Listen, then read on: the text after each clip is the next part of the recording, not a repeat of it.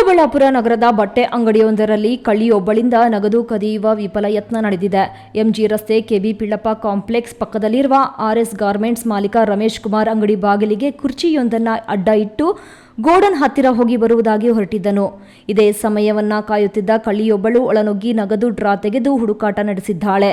ಅವಳ ದುರಾದೃಷ್ಟಕ್ಕೆ ಆ ಕಪಾಟು ಒಂದು ಬೀಗ ಹಾಕಿದ್ದು ಉಳಿದೆಲ್ಲ ಡ್ರಾಗಳು ಓಪನ್ ಆಗಿದ್ದವು.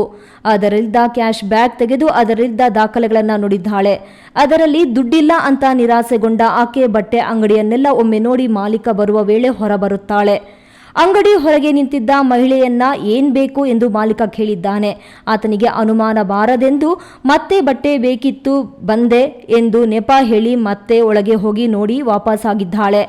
ಅನುಮಾನ ಬಂದ ಮಾಲೀಕ ಸಿಸಿಟಿವಿ ಚೆಕ್ ಮಾಡಿದ್ರೆ ಅವಳು ನಡೆಸಿದ ಖತರ್ನಾಕ್ ಕೆಲಸ ಕಾಣಿಸಿದೆ. ಅಬ್ಬಾ, ಬೀಗ ಹಾಕಿಕೊಂಡು ಹೋಗಿ ಒಳ್ಳೆ ಕೆಲಸ ಮಾಡಿದೆ ಎಂದು ಮಾಲೀಕ ನಿಟ್ಟುಸಿರು ಬಿಟ್ಟಿದ್ದಾನೆ.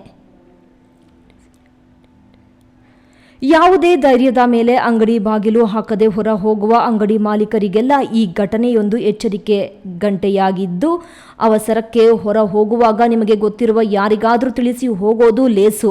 ಇಲ್ಲ ಅಂದರೆ ಇಂತಹ ಕಳ್ಳರಿಗೆ ನೀವೇ ಅವಕಾಶ ಮಾಡಿಕೊಟ್ಟಂತಾಗುತ್ತದೆ. ಎಚ್ಚರಿಕೆ. ಕ್ಯಾಮರಾ ಪರ್ಸನ್ ಅಶ್ವಥ್ ಜೊತೆ ಕೆಎಸ್ ನಾರಾಯಣಸ್ವಾಮಿ, ಈ ನ್ಯೂಸ್ ಟಿವಿ, ಚಿಕ್ಕಬಳ್ಳಾಪುರ.